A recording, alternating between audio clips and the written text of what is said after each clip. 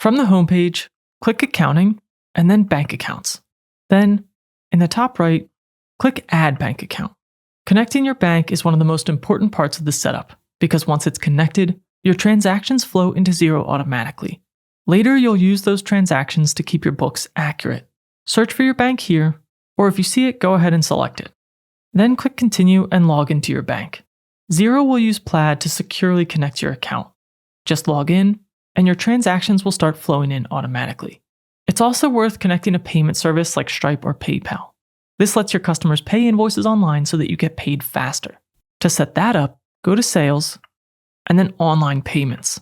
Then click Start with Card Payments, add your information here, and follow the steps to connect your Stripe account.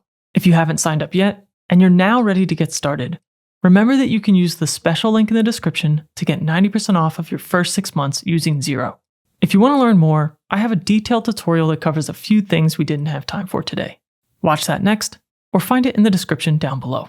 Thanks for watching, and I'll see you in the next video.